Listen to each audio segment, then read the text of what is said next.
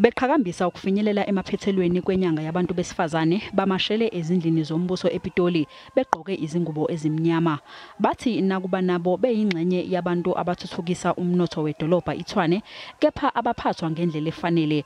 uMary Ngema waqala ukudayisa emgwaqeni kusukela ngo-2009. Uthi ibhizinisi lihamba kahle kakhulu kepha ukuhlasela kwe-COVID-19 kuliphazamise kakhulu. Because the people are not coming to work, they are working from home. So all those customers are gone. Informal traders, you don't get anything.